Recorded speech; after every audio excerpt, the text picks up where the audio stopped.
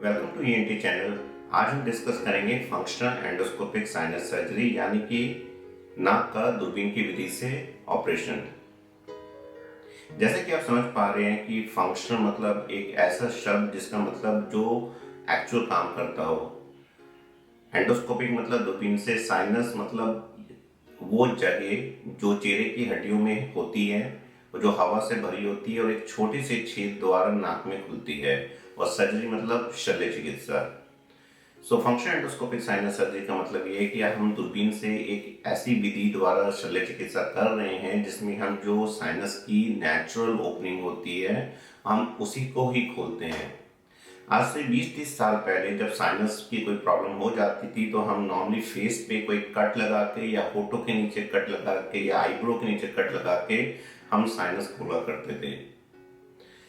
तो उसमें नुकसान ये होता था कि एक तो चेहरे पे कॉस्मेटिक स्कार रह जाता था और दूसरा जो हम साइनस के अंदर एंटर करते थे वो साइनस की नेचुरल ओपनिंग नहीं होती थी।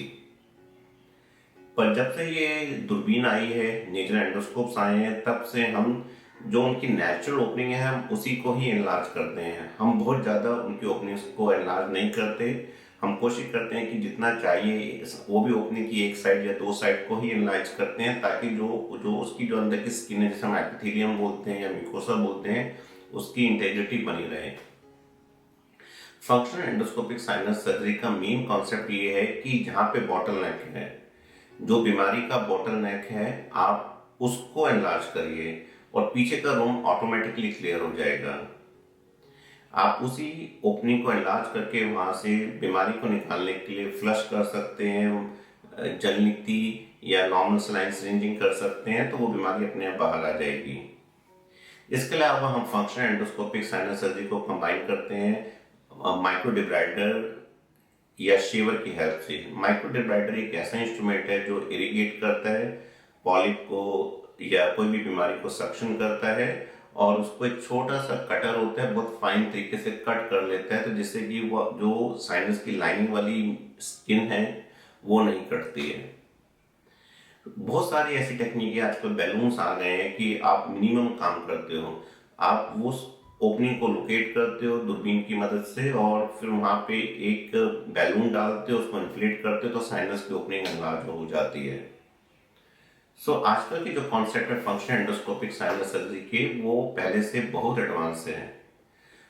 कई लोग ये समझते हैं कि साइनस की प्रॉब्लम बार बार होती रहती है तो हम ऑपरेशन क्यों कराएं, क्या साइनस की सर्जरी सेफ है।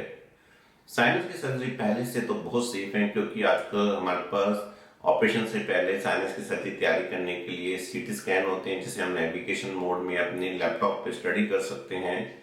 ऑन टेबल भी कई बड़े एडवांस सेंटर में नेविगेशनल सिस्टम है जिसमें हम अपनी प्रिसाइज लोकेशन जान सकते हैं।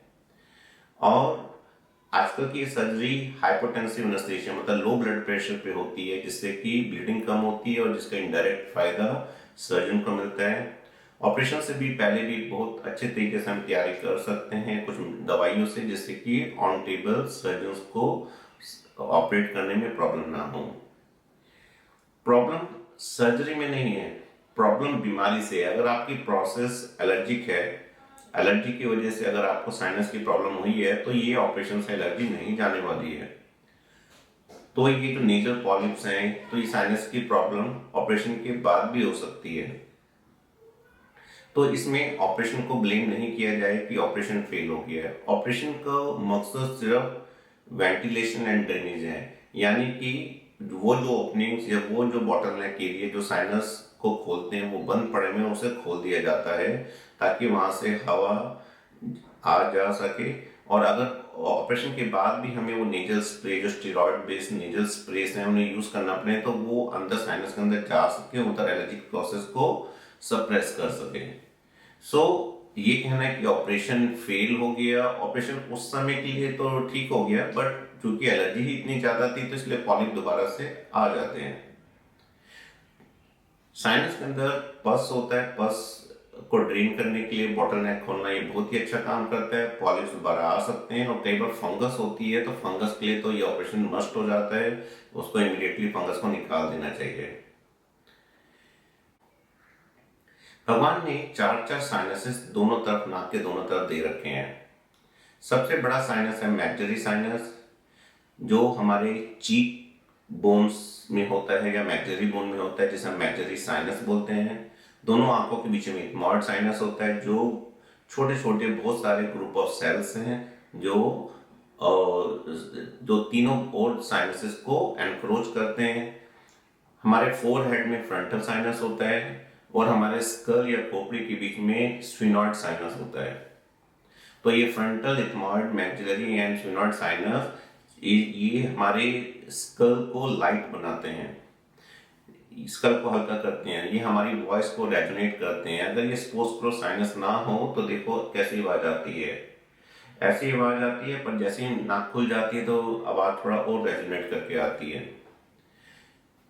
साइनस को बहुत ज्यादा भी नहीं खोलना चाहिए, क्योंकि ऐसा कुछ हाइपोथेसिस है कि नाइट्रिक ऑक्साइड गैस साइनस में रहती है, वो कुछ उसके हेल्दी रहने में हेल्प करती है।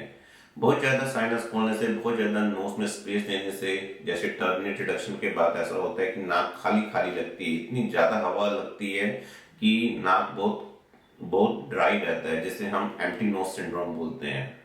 तो जो आजकल की एंडोस्कोपिक साइनस सर्जरी है वो मिनिमम डूइंग पे बेस्ड है, you do minimum get maximum. अब आप मैक्सिलरी साइनस को समझिए। मैक्सिलरी साइनस एक सुराही की तरह है, भगवान ने इसका इतना मोटा पेट दिया है और एक छोटी सी ओपनिंग दी है, जैसे आप डायग्राम में देख पा रहे हैं। तो और ये भी एंटी ग्रेविटी है, मतलब अगर सपोज कोई बॉटल या कोई सुराही ऐसे है तो वो पानी अपने आप निकल जाएगा, पर भगवान ने सुराही को ऐसे रखा है जिससे कि वो एक ग्रेविटी डिपेंडेंट नहीं है। तो ऐसे में इसको इन्फेक्ट होने की बहुत संभावना रहती है, बट फिर भी इतना एफिशिएंट सिस्टम है बिकॉज इसकी जो अंदर स्किन है उसके ऊपर कुछ सीलिया हैं, कुछ हेयर्स लाइक स्ट्रक्चर्स हैं, जिससे कि सारा बलगम आराम से अगेंस्ट ग्रेविटी भी निकल जाता है। बट अगर आप अपने जुकाम को हल्का सा भी इग्नोर करेंगे तो यही साइनस की छोटी छोटी ओपनिंग ब्लॉक हो सकती है और उसके पीछे ये सारा बलगम या पॉलिप इकट्ठा हो सकता है। तो आप अपने जुकाम को बिल्कुल नेग्लेक्ट ना करिए, क्योंकि छोटी सी चीज भी बहुत बड़ी बन सकती है। ये छोटी छोटी ओपनिंग्स खुली रहें तो इसके लिए जरूरी है कि आप अनुलोम विलोम करिए। अनुलोम विलोम करने से हवा के तेज जेट से ये ओपनिंग खुल जाएंगी। अब दूसरा साइनस लेते हैं, फ्रंटल साइनस। ये भी एक सुराही की तरह है, पर जिसमें सुराही उल्टी रखी हुई है। अमूमन फ्रंटल साइनस की प्रॉब्लम इतनी जल्दी नहीं होती है, क्योंकि ये इसमें ड्रेनेज ग्रेविटी डिपेंडेंट भी होता है। पर एक बात ध्यान रखिए, अगर फ्रंटल साइनस में प्रॉब्लम होती है तो इसका मतलब बहुत सीवियर प्रॉब्लम होगी और इतना आसानी से नहीं ठीक होता। तीसरा साइनस बात करें तो इथमॉइड साइनस होते हैं। इथमॉइड साइनस दोनों आंखों के बीच में होते हैं और सबसे ज्यादा first sinus to be infected is ethmoid sinus.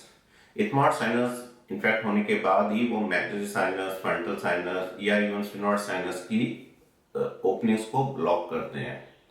और लास्ट में जो खोपड़े के बीचों बीच है वो स्फिनॉइड साइनस है, और वो इसलिए क्रिटिकल है क्योंकि वो बहुत इंपॉर्टेंट स्ट्रक्चर्स के बीच में छुपा हुआ है। दोनों तरफ आंखों की ऑप्टिक नर्व आ रही है, पीछे ऊपर पिट्यूटरी ग्लैंड है, तो इसको बहुत डेप्थ में जाके खोलना पड़ता है।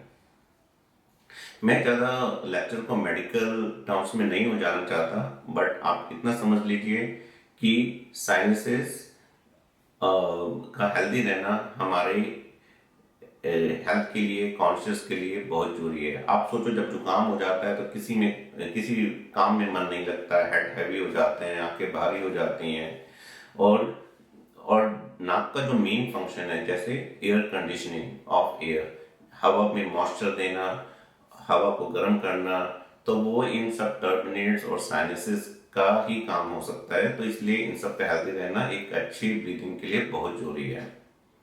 सो उम्मीद करता हूँ कि इस छोटे से वीडियो से एटलीस्ट आज ये कॉन्सेप्ट क्लियर हुआ होगा कि नोज में साइनसेस क्या है, साइनस की सर्जरी कैसे करते हैं, और साइनस को हेल्दी अनुलोम विलोम से हम कैसे रख सकते हैं, और क्यों नहीं हमें अपने जुकाम को नेग्लेक्ट करना चाहिए।